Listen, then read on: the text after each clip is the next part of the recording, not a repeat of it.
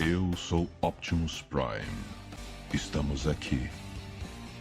Estamos esperando.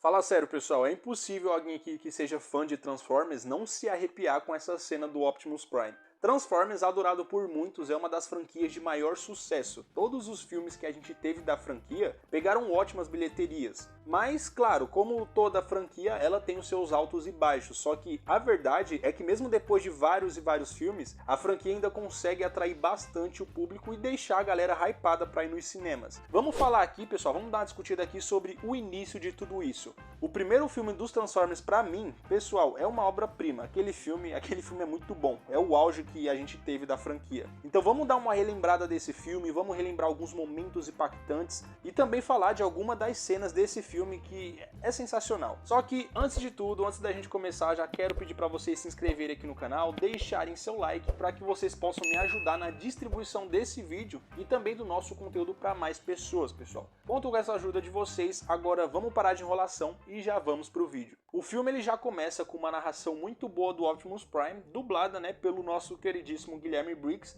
o que deixa tudo muito mais impactante. Nesse começo, o Optimus ele tá explicando sobre a origem de sua espécie robótica e os motivos pelos quais eles são divididos entre Autobots e também Decepticons. E claro, o que vão levar eles até o planeta Terra. O filme ele já é bem direto no seu início e a gente já consegue captar os pontos principais que a história vai ser desenvolvida. Após essa apresentação que a gente teve do Optimus, o filme ele corta para uma breve apresentação de outros personagens importantes, que são os soldados do exército e tudo mais. Nessa base militar que os soldados estavam, um Decepticon simplesmente invade a área e foi aí que a gente teve o primeiro encontro do filme das máquinas, né, alienígena, com os humanos. A princípio, os soldados eles não estavam entendendo nada, porque afinal o robô ele estava em forma de helicóptero. Então eles pensaram que se tratava de algum invasor de outro país. E foi só após ele se transformar que os soldados perceberam que aquilo não se tratava de algo desse planeta. Então esse Decepticon ele causa a maior destruição na base, ele invade a rede militar, rouba diversos dados confidenciais do governo e também destrói várias aeronaves de guerra.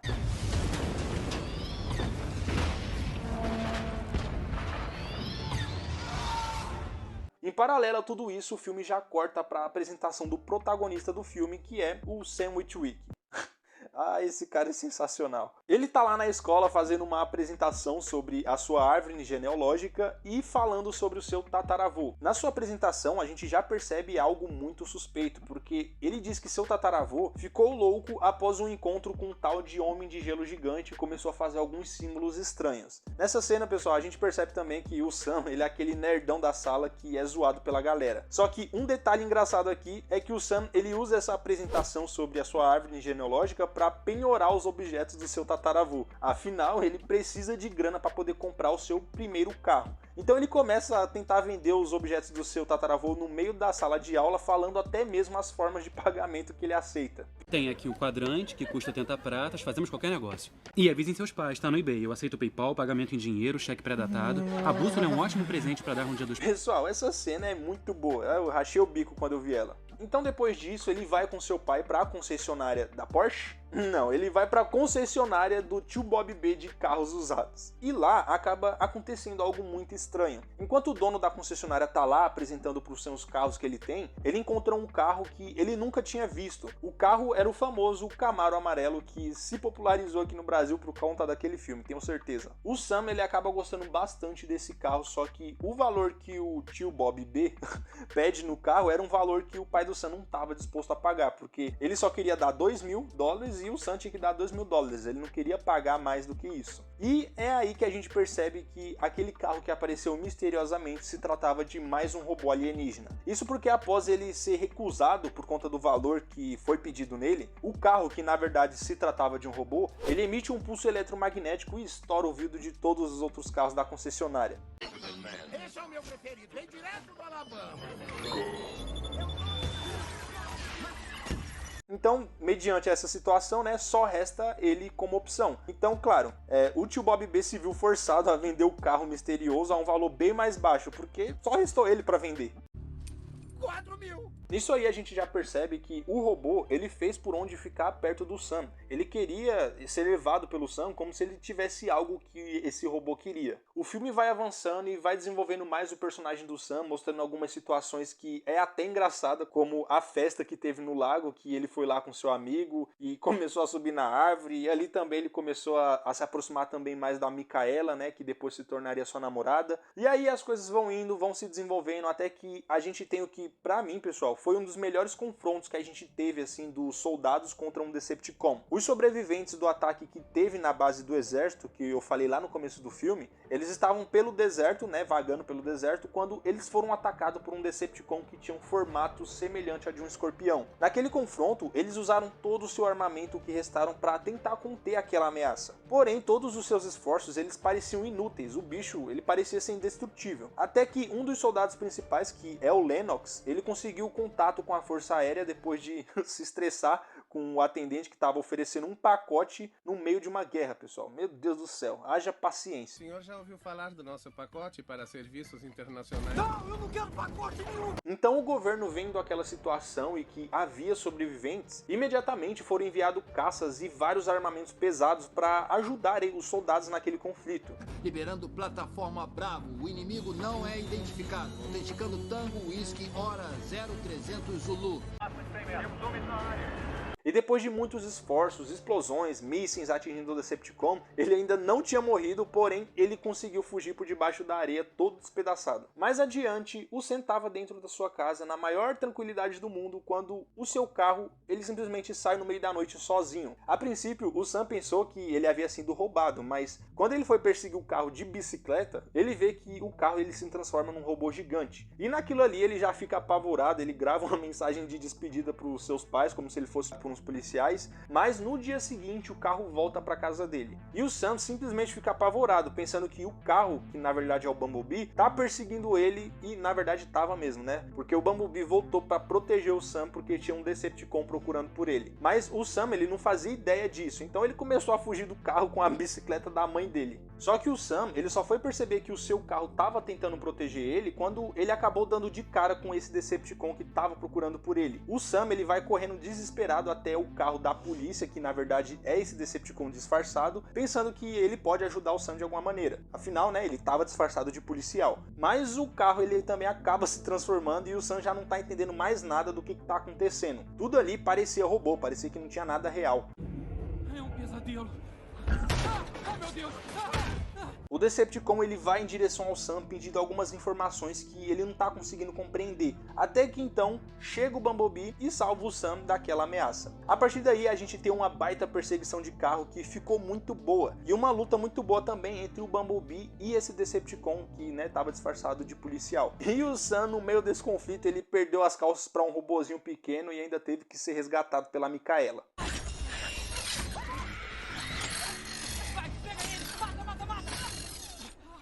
Logo após isso, pessoal, o Sam percebeu que o Bumblebee não queria fazer mal para ele, e em seguida, ele e a Micaela, eles foram levados para serem apresentados aos outros Autobots. Ali a gente já conhece o Optimus Prime e os demais Autobots. A gente vai sabendo a função de cada um daquela equipe e o porquê que eles estão na Terra. Os Autobots e também os Decepticons, eles estão procurando informações que levem eles até o cubo. Esse cubo ele é feito de energia pura e é o que podem fazer outros robôs de sua espécie. Para eles, o cubo é o que vai garantir a sobrevivência de sua raça. Só que para os Decepticons, eles queriam usar o cubo para escravizar a raça humana e transformar a Terra em um novo Cybertron, que era o planeta deles. Então, por conta disso, os Autobots eles queriam achar o cubo primeiro para poder impedir que isso tudo acontecesse. E, ironicamente, o Sam, ele tinha os meios, né, para que eles pudessem achar o cubo. Isso porque um dos artefatos que o Sam tinha do seu tataravô, que ele estava tentando vender lá na sala de aula, um dos artefatos era o óculos, e nele continha algumas informações gravadas na lente. Os Autobots eles poderiam usar as lentes do óculos para poder achar informações ou até possivelmente a localização do cubo. Porque na verdade, o Homem de Gelo Gigante que o tataravô do Sam tinha visto, que ele estava explicando lá na aula, ele se tratava do Megatron, o líder dos Decepticons que teve na Terra há muitos anos. Mais adiante a gente tem também a apresentação de outros personagens, né? E aí que é acrescentado o Setor 7. Agentes secretos secretos do Setor 7 chegaram na casa do Sam, metendo o terror em todo mundo. Eles estavam dizendo que iria prender todos porque o Sam ele teve contato com os extraterrestres, mas os pais do Sam ali não estavam entendendo nada do que estava acontecendo. Até que, quando eles estavam sendo levados, os Autobots eles foram lá impedir que eles fossem presos. Só que nisso daí o Bumblebee, infelizmente, ele acabou sendo capturado e levado por esses agentes. Para, ele não tá reagindo! Então depois é mostrado pra gente que o governo americano ele estava em posse do Megatron e também ele estava em posse do cubo durante todo esse tempo. Então eles foram convencidos, né, pelo Sam a levar o Bumblebee até o cubo para que ele pudesse materializar o cubo em uma forma menor, porque aquele negócio lá era gigante. E aí, pessoal, a gente já tem todos os elementos importantes estabelecidos no filme. A gente tem o desenvolvimento dos personagens e também a função de cada um deles. E aí a gente já é direcionado para a porradaria final do filme. Os humanos, juntamente com os Autobots, todos dando o seu máximo para tentar conter aquela ameaça devastadora dos Decepticons que estava acontecendo na cidade. Todos ali estavam empenhados e cada um tinha a sua importância. A Mikaela ela começa a dirigir um caminhão com um Bumblebee que estava machucado em cima dele e o Bumblebee começa a atirar nos Decepticons com ela dirigindo.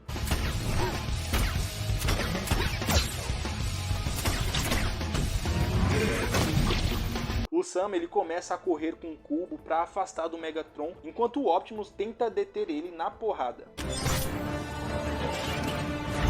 Megatron Prime! Aquele embate entre o Optimus e Megatron, pessoal, nossa, foi sensacional, foi incrível. Os soldados do exército americano sem experiência em lidar com esse tipo de ameaça, se esforçando ao máximo também usando os seus treinamentos, o que eles sabiam e também dando algumas improvisadas, o que também nos proporcionou cenas de ações que foram incríveis.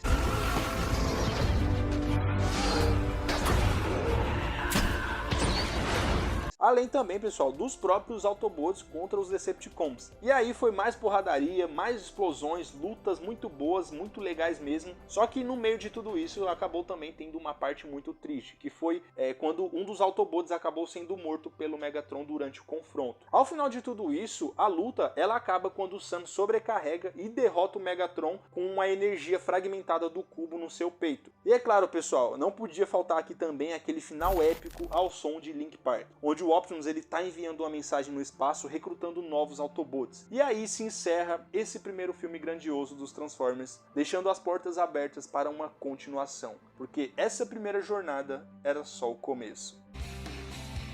Estamos aqui. Estamos esperando.